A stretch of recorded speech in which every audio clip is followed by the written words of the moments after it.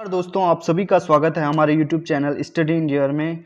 और जैसे कि मैंने आपको बताया था कि हम mains answer writing session daily basis पे स्टार्ट करने जा रहे हैं upper PCS and lower PCS के स्टूडेंट के लिए। So these sessions are very very important for all those student जो आंसर राइटिंग प्रैक्टिस करना चाहते हैं। देखिए, बहुत सारे ऐसे स्टूडेंट हैं जो आंसर राइटिंग प्रैक्टिस नहीं कर रहे हैं।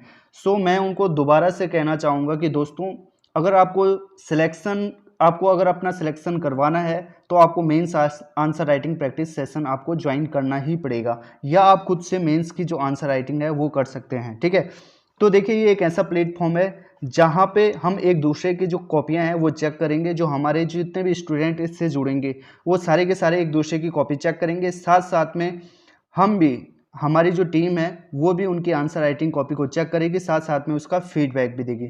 तो हमारे साथ ज़रूर जुड़िए। अब देखिए, इस पर्टिकुलर सेशन में हम करने क्या वाले हैं उस चीज़ को मैं एक बार आपको बता दूं, सो डेट आपको चीज़ों का आइडिया हो जाए। देखिए, सबसे पहले मैं ये बताऊंगा कि जो मेंस आंसर राइटिंग सेशन है वो किस तरीके से हमारा रहेगा। उसके बाद मैं बताऊंगा आपको कि किस तरीके से आपको आंसर को लिखना है। ठीक है, उसके बाद देखिए, मैंने ये यहाँ पे सिलेबस लिया है और सिलेबस के अकॉर्डिंग ही हम सारा काम करेंगे, क्योंकि सिलेबस में जो जो टॉपिक होंगे उन टॉपिक को हम डिस्कस करेंगे, सो डैट आपका पूरा सिलेबस क्या हो जाए, कवर हो जाए। देखिए, इस तरीके से मैंने यहाँ पे सिलेबस ले रखा है और किन किन सिलेबस को हम कवर करेंगे वो भी मैं यहाँ पे आपको डेली बेसिस पे बताऊंगा, और कौन से टॉपिक को आपको तैयार करना है वो भी मैं आपको बताऊंगा। चलिए देखिए, और यहाँ पे लास्ट में मैं आपके पास ये क्वेश्चन है जो यूपीएससी मेंस 2012 का है, और इस क्वेश्चन को आप किस तरीके से लिखेंगे वो भी मैं आपको बताऊंगा। तो एक बार आप इस क्वेश्चन को खुद से लिखिएगा और फिर उसके बाद दोबारा से इस वीडियो पे आइएगा। अब देखिए किस तरीके से ये हमारा सेशन रहने वाला है। देखिए, हम डेली बेसिस पे अपनी मेंस आंसर राइटिंग सेशन को करेंगे, और इसमें आपको क्या करना है, अपना आंसर लिखना है। जो भी आपके पास क्वेश्चन दिया जाएगा उसको टेलीग्राम ग्रुप पे आपको भेज देना है। जब आप टेलीग्राम ग्रुप पे भेज दोगे तो बहुत सारे स्टूडेंट आपस में ही क्या करेंगे, वो कॉपियाँ चेक करेंगे।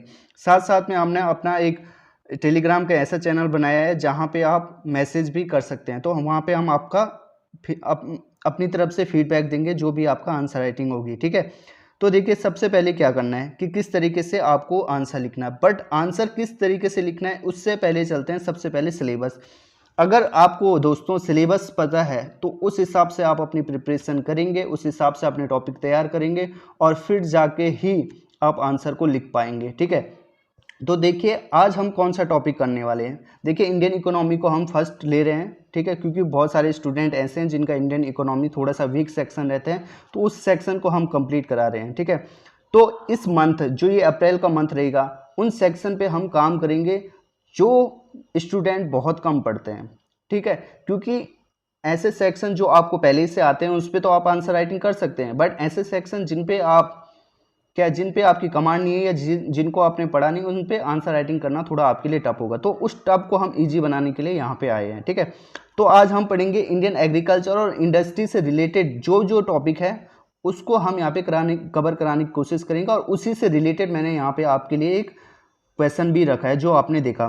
तो देखिए दोस्तों, इसमें क्या क्या है। देखिए, इसमें क्या क्या आएगा, एमएसपी वाला इशू। ठीक है, मिनिमम सपोर्ट प्राइस वाला जो इशू है, प्रॉब्लम ऑफ एग्रीकल्चर की क्या क्या प्रॉब्लम है वो वाला इशू, पब्लिक डिस्ट्रीब्यूशन सिस्टम वाला इशू। ठीक है, इंक्लूसिव ग्रोथ वाला सिस्टम। ठीक है, इंक्लूसिव ग्रोथ क्या होती है, उसका स्ट्रक्चर किस तरीके से होता है, और उसके बाद न्यू इकोनॉमिक पॉलिसी। तो ये जो पूरे जो ये सब टॉपिक हैं ये कवर होते हैं किसके अंदर, इंडियन एग्रीकल्चर एंड इंडस्ट्री के अंदर होते हैं। ठीक है, तो सबसे पहले हम इंडियन एग्रीकल्चर वाला पार्ट कवर करेंगे और फिर इंडियन इंडस्ट्री वाला पार्ट हम कवर करेंगे। तो इंडियन एग्रीकल्चर वाला जो पार्ट है इसमें क्या क्या है, देखिए, इसमें सबसे इंपॉर्टेंट देखिए, सबसे पहले क्या दिया है, role of agriculture in Indian economic development. ठीक है, और inter relationship between agriculture industry and service sector.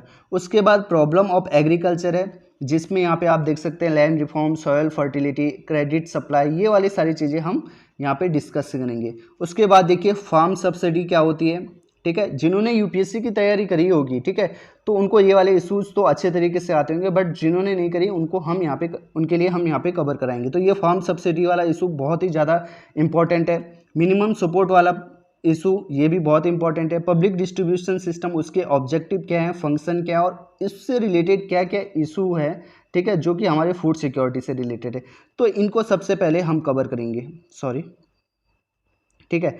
उसके बाद इंडस्ट्रियल वाले सेक्शन पे आएंगे, बट पहले हम इंडियन एग्रीकल्चर वाला पार्ट हम यहाँ पे देखेंगे और उसी से रिलेटेड मैंने आपके लिए क्वेश्चन भी रखा है। अब देखिए आपको किस तरीके से मेंस आंसर राइटिंग करनी है, हाउ टू राइट आंसर। देखिए आपको एक स्ट्रक्चर्ड फॉर्म में अपना आंसर लिखना है। देखिए जब तक आप स्ट्रक्चर्ड फॉर्म में अपना आंसर को प्रेजेंट नहीं करेंगे तो जो आपका जो भी आपकी कॉपी चेक करेगा उसको मज़ा नहीं आएगा चीज़ों को देखने में, क्योंकि एज ए एडमिनिस्ट्रेटर आपको ये पता होना चाहिए कि चीज़ों को स्ट्रक्चरली किस तरीके से प्रेजेंट किया जाता है, सो डैट वो रीडेबल हो, ठीक है, वो आसानी से समझ में आ सके किसी को भी, ठीक है। तो अब लिखने का तरीका किस तरीके से है, देखिए अब यहाँ पे आपको किस तरीके से चीज़ें करनी है। देखिए आपको पता है, सभी ने आपको बताया होगा कि जब भी आप आंसर राइटिंग करते हैं तो सबसे पहले जो स्ट्रक्चर होता है वो किस तरीके से होता है, ये आपको सभी ने बताया होगा। तो मैं भी वही चीज़ बताऊंगा क्योंकि होती ही वही चीज़ है। तो सबसे पहले है इंट्रोडक्शन, आपको इंट्रोडक्शन लिखना है अपना, ठीक है। जो भी आपसे क्वेश्चन पूछा जाए उसका इंट्रोडक्शन आपको ज़रूर से ही लिखना है। उसके बाद आपकी आएगी बॉडी, ठीक है, उसके बाद आपकी बॉडी आएगी और लास्ट में आपका कंक्लूजन आएगा, ठीक है। और किस तरीके से इसको लिखना है वो भी मैं आपको बता देता हूँ। देखिए सिंस यहाँ पे जो अपर पीसीएस का जो मेंस का जो आंसर राइटिंग में जो क्वेश्चन आता है उसमें कम से कम 150 वर्ड्स के आसपास लिखना होता है और जो लास्ट के 5 क्वेश्चन होते हैं उनमें 250 वर्ड का लिखना होता है। तो मैं आप सभी से यही कहूँगा कि आप कोई भी टॉपिक अगर आप क्या करते हैं, प्रिपेयर करते हैं, तो आप 250 वर्ड्स में ही उसको प्रिपेयर कीजिए। क्योंकि देखिए ऐसा तो है नहीं कि हर जो भी आप टॉपिक लिख रहे हैं उस टॉपिक में आप 150 वर्ड ही वहाँ लिखना पड़ेगा। हो सकता है कि वो टॉपिक 250 नंबर का भी आए, हो सकता है वही टॉपिक 150 नंबर का भी आए। तो इट इज़ बेटर कि आप हर टॉपिक को 250 वर्ड में क्या करें, उसको प्रिपेयर करें, सो डैट अगर वो 250 नंबर का भी आता है तो आप उसको ईजी से लिख पाएँ। तो हमारी कोशिश यही रहेगी कि जो भी हम टॉपिक कराएंगे उसको 250 वर्ड में आपको बताएंगे, सो डैट आपकी सारी चीज़ें कवर हो जाए, ठीक है। तो ये तो मैंने बता दिया आपको किस तरीके से करना। अब इंट्रोडक्शन क्या होने चाहिए, देखो इंट्रोडक्शन में क्या क्या अंदर 250, देखो जो ये 250 वर्ड होते हैं उसमें कितने पेज होते हैं पहले मैं ये बता देता हूँ। देखिए मेरा खुद का एक्सपीरियंस है मेंस लिखने का, तो जो वहाँ पे 250 वर्ड होते हैं उसमें देखिए पहला पेज, दूसरा पेज और तीसरा पेज, 3 पेज आपके पास दिए रहते हैं, ठीक है। और जो ये 150 वर्ड वाले जो क्वेश्चन होते हैं उनमें 2 पेज दिए रहते हैं, ठीक है।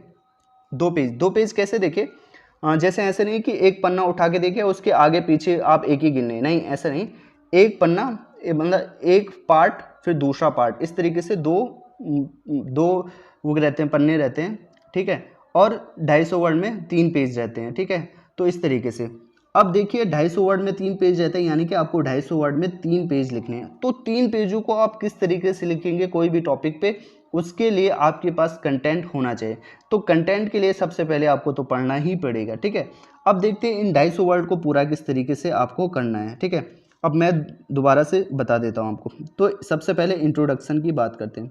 तो देखिए इंट्रोडक्शन में क्या करना है, इंट्रोडक्शन ज़्यादा से ज़्यादा आपका चाहे वो 250 नंबर का हो चाहे 150 नंबर, अगर 150 नंबर का है तो आपको 2 लाइनों में अपना इंट्रोडक्शन लिखना है, चाहे क्वेश्चन किसी भी तरीके से आया हो सकता है आपको ज़्यादा आए, पर इंट्रोडक्शन आपको सिर्फ 2 लाइन का ही लिखना है 150 वर्ड में, ठीक है। उसके बाद जब आपके पास 250 वर्ड में आंसर पूछा जाए तो आप तीन लाइन का आपका इंट्रोडक्शन होगा, ठीक है। 3 लाइन का आपका इंट्रोडक्शन होगा। देखिए जो ये 2 लाइन है ये आपकी 2.5 लाइन हो सकती है, ठीक है।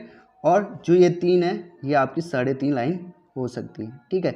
बट इससे ज़्यादा आपको नहीं लिखना है, क्योंकि अगर इंट्रोडक्शन में आप ज़्यादा लिखोगे तो फिर बॉडी में लिखोगे क्या आप, है ना। बिल्कुल एक सिंपल सा आपके पास लॉजिक है कि भाई सारी चीज़ें आप इंट्रोडक्शन में ही घुसेड़ दोगे तो आप किस तरीके से अपनी बॉडी को प्रिपेयर करोगे। तो इस तरीके से आपको पहले अपना 2 से 2.5 में लाइन में आपका इंट्रोडक्शन आना चाहिए अगर 150 वर्ड का है, और 3 से 3.5 लाइन में आपका ये इंट्रोडक्शन आए अगर आपका 250 वर्ड का क्वेश्चन पूछा गया है, ठीक है, आंसर लिखना है आपको।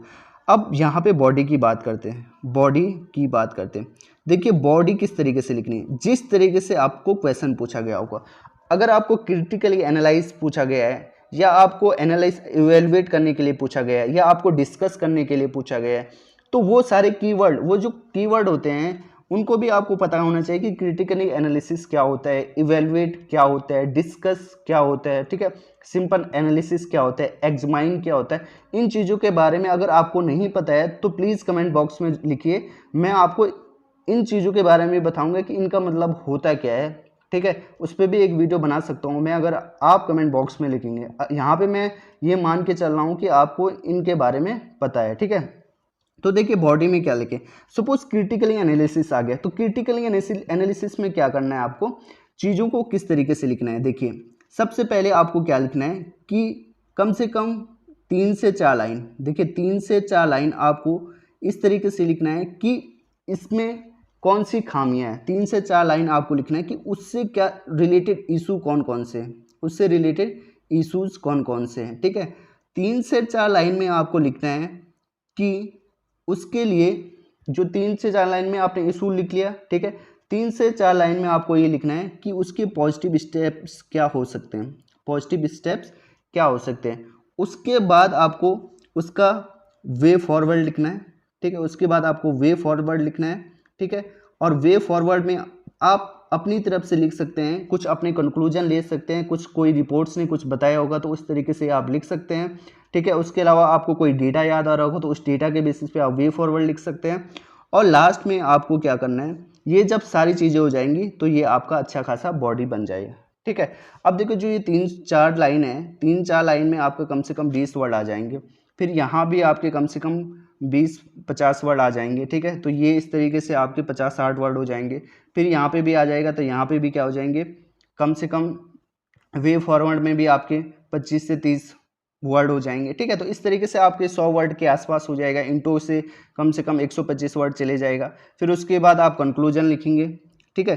देखिए कंक्लूजन, चलिए मैं कंक्लूजन अलग जगह पे बता देता हूँ आपको। देखिए जो कंक्लूजन लिख रहे हैं आप, कंक्लूजन जब भी आप लिखो तो कंक्लूजन किस तरीके से होना चाहिए, बिल्कुल फ्यूचरिस्टिक होना चाहिए, ठीक है। फ्यूचरिस्टिक होना चाहिए, क्योंकि देखिए फ्यूचरिस्टिक होना चाहिए, उसमें आपको कंक्लूजन जब आपको लिखना है तो आपको चीज़ें समराइज करनी है। एक मतलब जो भी आपने अपने बॉडी में लिखा है, जो भी आपने इंट्रोडक्शन लिखा है, उसको क्या करना है, आपको समराइज करना है चीज़ों को, फ्यूचरिस्टिक होना चाहिए, ठीक है। उसमें कंस्ट्रक्टिव, देखो जब भी देखो जब आप बॉडी लिखते हैं, एक चीज़ मैं बॉडी में बताना भूल गया, जब भी आप बॉडी में लिखते हो तो आपको गवर्नमेंट की सिर्फ बुराई नहीं करनी है। जब बिल्कुल ये ध्यान रखिएगा, आपको गवर्नमेंट की बुराई नहीं करनी है, सिर्फ और सिर्फ बुराई नहीं करनी। देखिए आप एज ए एडमिनिस्ट्रेटर बनने जा रहे हैं, तो वहाँ पे आपकी गवर्नमेंट की खामियां आप बता सकते हैं, बट ऐसा नहीं कि सिर्फ आप खामियां ही बता रहे हैं, ठीक है। और मैं तो ये कहूँगा कि आप गवर्नमेंट की खामियां इस तरीके से बताइए सो डैट चीज़ें ऐसा ना लगे कि बिल्कुल आप नेगेटिव इंसान हो, ठीक है। और जब आप खामियां बताओ तो उसके बाद ये जरूरी है कि आप एक पॉजिटिव स्टेप्स भी बताओ, क्योंकि आप सॉल्यूशन ओरिएंटेड अप्रोच होनी चाहिए आपकी, ठीक है।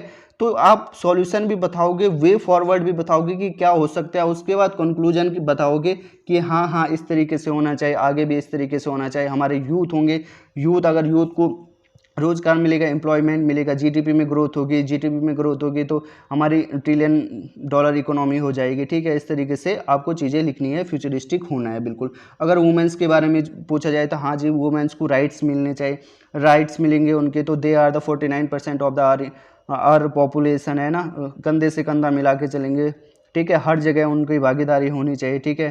क्योंकि जब एक लड़की को हम क्या करते हैं, एजुकेट करते हैं, तो पूरा परिवार एजुकेट होता है। इस तरीके से आपको फ्यूचरिस्टिक अप्रोच को बना के चलना है। तो इस तरीके से आप क्या करोगे, अपने आंसर को बिल्कुल फ्रेम करोगे, ठीक है। अब देखिए बहुत सारे स्टूडेंट बोलते हैं सर पॉइंट में लिखें अपना आंसर या पैराग्राफ में लिखें। देखिए पैराग्राफ में लिखें। मैं एक चीज़ बता दूं, देखिए why most of the people do not suggest paragraph way. इसका सिंपल आंसर ये है दोस्तों, जब आप पैराग्राफ वे में लिखते हैं, आप लिख सकते हैं, देखिए, बट इसका थोड़ा सा नेगेटिव इफेक्ट क्या होता है मैं ये आपको बता देता हूँ। देखिए जब आप पैराग्राफ तरीके से लिखते हैं, एक तो आपका टाइम ज़्यादा लग जाता है, आंसर को लिखने में आपका टाइम ज़्यादा लग जाता है, ठीक है। आप कहेंगे एक बात कहना चाहेंगे, बट उस बात, वो जो बात है ना, खिंच जाएगी, मतलब आपके नंबर ऑफ वर्ड्स क्या हो जाएंगे, ज़्यादा हो जाएंगे, बट जो उस वर्ड का मतलब होगा वो आप 2 लाइन में भी लिख सकते थे, बट आप उसको 3 लाइन में लिख लिया और कहना आप वही जा रहे हैं, तो उस वजह से टाइम कम लगता है और आपके पास डाइवर्सिटी ऑफ द पॉइंट, जो डाइवर्सिटी ऑफ द पॉइंट्स होते हैं वो कम हो जाते हैं, ठीक है। अब देखिए सारा खेल टाइम का ही है, क्योंकि इतने सारे क्वेश्चन पूछे जाते हैं, अगर आप उन सारे क्वेश्चन को टाइम पे नहीं कर पाओगे तो फिर जो आपने सपोज 20 क्वेश्चन आए आपके पास, आप सिर्फ 15 क्वेश्चन लिख पाए, बहुत अच्छे लिखे आपने, और एक ऐसे स्टूडेंट है जिसने 20 के 20 क्वेश्चन लिख दिए, उतने अच्छे नहीं लिखे पर 20 के 20 क्वेश्चन कर दिए, तो देखिए दोनों में लगभग लगभग सेम ही हो रहा है वो।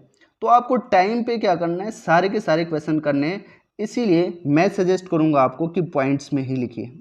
देखिए पॉइंट्स में क्या होता है, एक तो आप डाइवर्सिटी ऑफ द पॉइंट को बहुत अच्छे से कवर कर सकते हैं, आपका टाइम कम लगता है, ठीक है, टाइम कम लगता है, और चीज़ों, देखिए जब टाइम कम लगता है और जो जिस तरीके से आपका आंसर स्ट्रक्चर्ड होता है वो सामने वाले को भी क्या आता है, सामने वाले को पसंद आता है, ठीक है, सामने वाले को पसंद आता है। जब आप पैराग्राफ, सॉरी, जब आप क्या बनाते हैं, डायग्राम वगैरह बनाते हैं, ठीक है, स्ट्रक्चर फॉर्म में लिखते हैं, पॉइंट्स में लिखते हैं, ठीक है, तो ये सारी चीज़ों का क्या होता है, आपका फ़ायदा होता है। तो I will suggest you all guys कि आप पॉइंट्स में लिखिए, इससे आपका फ़ायदा होगा, टाइम की बचत होगी, डाइवर्सिटी ऑफ द पॉइंट्स मिलेंगे आपको, और ये सारी चीज़ें होंगी, ठीक है।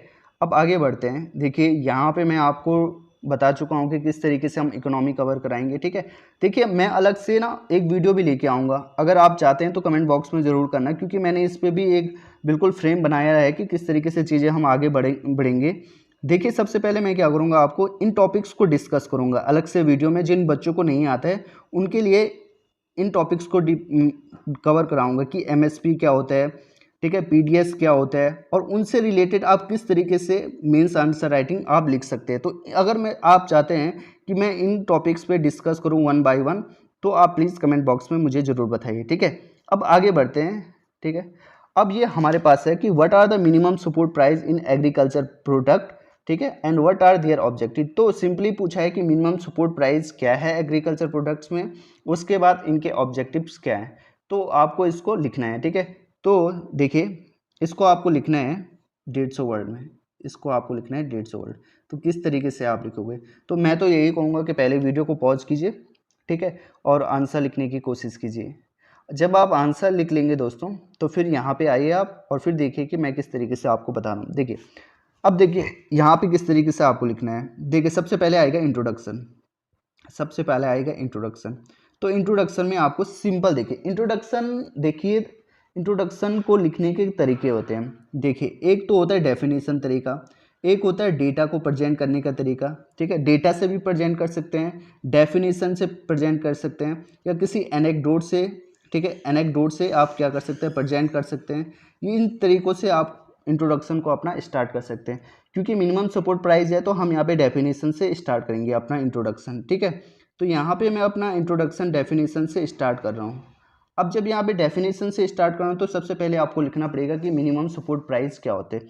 तो देखिए आपको किस तरीके से लिखना है कि आपको सिंपल लिखना है कि जो मिनिमम सपोर्ट प्राइस होता है, it is one type of government intervention to ensure agriculture producer against sharp fall in the market price, ठीक है। तो मार्केट प्राइस में जो शार्प फॉल होता है उससे क्या करते हैं, गवर्नमेंट इंटरवेंशन होता है, सो डैट उनको उनके दाम सही तरीके से मिल जाए। तो वो मैंने आपको इंग्लिश में बता दिया कि जो मिनिमम सपोर्ट प्राइस है, it is one type of government intervention to ensure agriculture producer against sharp fall in the market price, ठीक है। ये आपने लिख दिया, तो ये आपका इंट्रोडक्शन हो गया, जो कम से कम 1-2 लाइन का हो गया है। नाउ अब आपको अपनी बॉडी लिखनी है। तो बॉडी यहाँ पे किस तरीके से लिखेंगे, बॉडी किस तरीके से लिखेंगे, ठीक है। तो बॉडी देखिए आपको किस तरीके से लिखना है। सबसे पहले आपको ये बताना है कि मिनिमम सपोर्ट प्राइस है, ठीक है, मिनिमम सपोर्ट प्राइस है, इसके अंदर क्या क्या चीज़ें हैं, ठीक है। तो मिनिमम सपोर्ट प्राइस क्या होता है, ठीक है, इसमें इसके अंदर क्या क्या है। तो आपको सबसे पहले लिखना है कि जो मिनिमम सपोर्ट प्राइस है वो 23 क्रॉप्स के लिए दिया जाता है, ठीक है, प्लस जो 1 क्रॉप है डेट इज शुगर, उसके लिए FRP दिया जाता है, ठीक है, FRP दिया जाता है, फेयर रिम्यूनेटिव प्राइस, ठीक है, उसके लिए FRP दिया जाता है।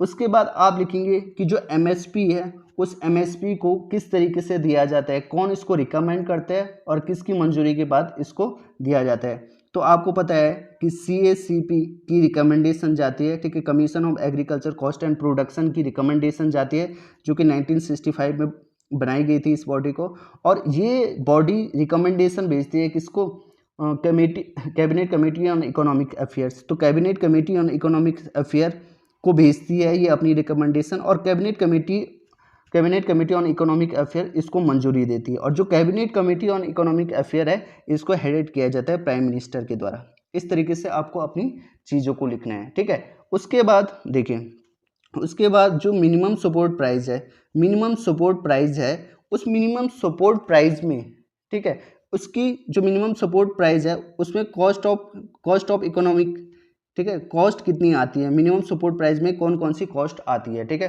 तो मिनिमम सपोर्ट प्राइस में इकोनॉमिक कॉस्ट क्या क्या आती है वो लिखना है आपको, ठीक है। तो जैसे उसको मिनिमम, ये देखिए इकोनॉमिक कॉस्ट क्या क्या आएगी, पहले तो जो गवर्नमेंट एमएसपी पे जो पैसा दे रही है वो कॉस्ट आएगी, जो बोनस दे रही है वो कॉस्ट आएगी, जो ट्रांसपोर्टेशन कॉस्ट आएगी, ठीक है।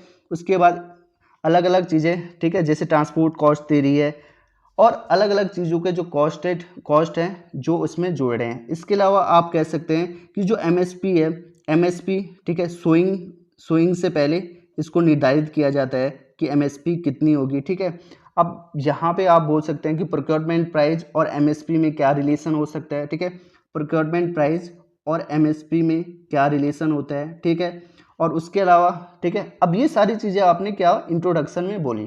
उसके बाद आप क्या करोगे, अपने क्वेश्चन को खींचने के लिए आप क्या करोगे कि इसमें क्या क्या इशू है भाई, एमएसपी में क्या क्या इशू हैं, ठीक है। तो एमएसपी में क्या क्या इशू हैं पहले ये बताओगे। तो आप ये बोलोगे जो मिनिमम सपोर्ट प्राइस है वो सिर्फ ज़्यादातर वीट और किसके लिए जाता है, राइस के लिए जाता है मिनिमम सपोर्ट प्राइस, जबकि जो 23 और भी जो 23 जो क्रॉप्स, तो 23 में से 2 चले गए, तो 21 जो और क्रॉप्स हैं उनके लिए मिनिमम सपोर्ट प्राइस तो दिया ही नहीं जाता है, जिससे क्या होता है हमारा जो क्रॉपिंग पैटर्न होता है वो भी इफेक्टिव होता है, ठीक है। तो जो हमारा क्रॉपिंग पैटर्न है वो भी क्या हो जाता है, इफेक्टिव हो जाता है।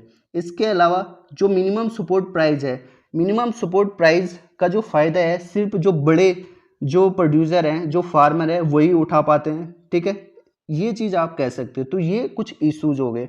नाउ इन इशू को सॉल्व कब कैसे करेंगे वो तो हम वे फॉर्मेट में करेंगे, बट अब हम इसके ऑब्जेक्टिव बता देते हैं, ठीक है। अब इसके ऑब्जेक्टिव बता देते हैं।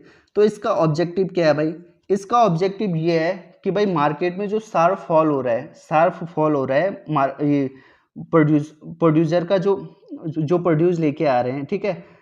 देखिए क्रॉप का जो, देखो क्रॉप की जो मार्केट प्राइस है वो गिर रही है, उस मार्केट प्राइस को गिरने से बचाने का जो काम है वो मिनिमम सपोर्ट प्राइस का है, ठीक है, ये चीज़ हो गई। उसके अलावा ये क्या करता है कि इसका जो ऑब्जेक्टिव है ये सपोर्ट करता है फार्मर को डिस्ट्रेस सेल से, ठीक है, डिस्ट्रेस सेल से। अब डिस्ट्रेस सेल क्या हुई कि भाई जो हमारे फार्मर है वो कम दामों में ना बेचे, उस चीज़ के लिए सपोर्ट करता है। इसके अलावा प्रोक्योरमेंट, देखो प्रोक्योरमेंट ऑफ फूड होती है, फूड ग्रेन्स होती है एमएसपी से, सो डैट हम पब्लिक डिस्ट्रीब्यूशन सिस्टम के लिए फूड ग्रेन्स को इकट्ठा कर पाएँ अपने स्टोर्स में, ठीक है। तो ये उसके कुछ ऑब्जेक्टिव हो गए। उस ऑब्जेक्टिव के बाद आपको वे फॉरवर्ड लिखना है, वे फॉरवर्ड में क्या आएगा कि वे फॉरवर्ड में किस तरीके से कि जो उससे रिलेटेड इशू थे कि भाई सिर्फ वीट और राइस को ही ज़्यादा एमएसपी दी जाती है, ठीक है, जो बड़े फार्मर होते हैं उन्हीं के लिए वही इसका फ़ायदा उठा पाते हैं। तो इसके पॉजिटिव्स में आपको वे फॉरवर्ड लिखना है कि इनके प्रति क्या क्या स्टेप उठा सकते हैं। तो फिर जैसे आप बोल सकते हैं कि अलग अलग तरीके से आप बोल सकते हैं कि भाई नहीं सबको क्या देना चाहिए, जैसे पल्सेस हैं, ऑयल सीड है, इनके लिए भी मिनिमम सपोर्ट प्राइस होना चाहिए, गवर्नमेंट की इस तरीके से पॉलिसी होनी चाहिए, ठीक है। तो अलग अलग जो गवर्नमेंट ने जो अपनी स्कीम्स निकाली उन स्कीम्स को आप उसमें जोड़ सकते हैं, ठीक है। तो इस तरीके से आप अपना वे फॉरवर्ड बनाएंगे। नाउ अब डिस्कस करते हैं हम कंक्लूजन की, ठीक है। अब कंक्लूजन की डिस्कशन करते हैं। अब कंक्लूजन किस तरीके से आप यहाँ पे बनाएंगे, देखिए कंक्लूजन में क्या होगा, कंक्लूजन जैसे कि मैंने आपको बताया डेट शुड बी फ्यूचरिस्टिक्स, ठीक है। तो आपको बोलना चाहिए कि जो एमएसपी है सारी क्रॉप्स के लिए होना चाहिए, सो डैट क्रॉपिंग पैटर्न को इंश्योर, देखिए क्रॉपिंग पैटर्न है जो हमारा क्रॉपिंग पैटर्न वो अच्छे से हो जाए। सॉइल फर्टिल देखो, क्योंकि सिर्फ अगर व्हीट और राइस ही उगाता रहेगा हमारा फार्मर, तो उसकी सॉइल की जो फर्टिलिटी होगी वो भी कम हो जाएगी। तो सॉइल की फर्टिलिटी कम ना हो जो, ठीक है। कंक्लूजन इस तरीके से लिखना है, ठीक है। तो आगे आने वाले टाइम में जो एमएसपी है, ठीक है, इस एमएसपी को हमें बनाए रखना चाहिए कि नहीं बनाए रखना चाहिए, और आने वाले टाइम में गवर्नमेंट को इस पर नई नई पॉलिसीज़ लेके आना चाहिए, ठीक है। सो डेट हमारे जो फार्मर है, फार्मर का सुसाइड ना हो जाए, ठीक है। फार्मर का सुसाइड हमें कम से कम करना है, ठीक है। और कोई भी रिपोर्ट लिख लेना कि जिसमें फार्मर का सुसाइड इतने % हो चुका है नाउ वी जो एमएसपी है दिस इज़ वेरी इंपॉर्टेंट। अरे इस तरीके से आप कंक्लूजन को लिख सकते हैं और फिर आप पूरा आंसर आप हो गया। तो अब समझ गया आप कि किस तरीके से आपको अपना आंसर लिखना है स्ट्रक्चर्ड फॉर्म में, ठीक है। अब एक चीज़ मैं आपको यहाँ पे बता देता हूँ, बताने के लिए मैंने आपको सारी चीज़ें बता देता हूँ, बट अब मैं आपका अपना एक्सपीरियंस बताता हूँ यूपीएससी मेंस का। देखिए क्या होता है ना, वहाँ पे जब आप जाएंगे वहाँ पे पहले तो आपके पास टाइम होता है, उस टाइम की बहुत ज़्यादा कमी होती है, यानी कि आपको क्वेश्चन को देखते ही सीधे लिखना स्टार्ट कर देना है, ठीक है। तो इसका मतलब क्या है कि क्वेश्चन देखिए, पहले तो क्वेश्चन आपके पास आज से पहले कभी नहीं आया, उसके बारे में आपको सोचना भी है। फिर उसके बाद सोचने के बाद है कि क्या क्या पहले इंटरप्रेट करना है उसको कि क्या पूछा गया है, फिर सोचना है कि क्या लिखना है, फिर उसको लिखना है। तो ये सारी चीज़ों के लिए आप किस तरीके से जल्दी जल्दी करेंगे, ठीक है। तो देखिए सबसे पहले मैं ये बता दूँ कि इन चीज़ों को करने के लिए तो एक तो प्रैक्टिस की बहुत ज़्यादा इंपॉर्टेंस है। उसके बाद आपको ये पता होना चाहिए कि अगर मेरे को कोई क्वेश्चन नहीं भी आता है फिर भी मैं उसमें कुछ ना कुछ लिख सकता हूँ, इस तरीके से आपकी प्रैक्टिस होना चाहिए। तो आपके पास लिखने के लिए क्या होना चाहिए, उसके बारे में आइडिया होना चाहिए, ठीक है। उस टॉपिक के बारे में कुछ ना कुछ आइडिया होना चाहिए, ठीक है। वहाँ पे ज़्यादा सोचना नहीं है। देखिए अगर सपोज अगर आपको नहीं आ रहा है उसके बारे में या थोड़ा बहुत आ रहा है तो आपको सोचना नहीं है बिल्कुल भी, आपको जस्ट राइट करना है। You have to just right.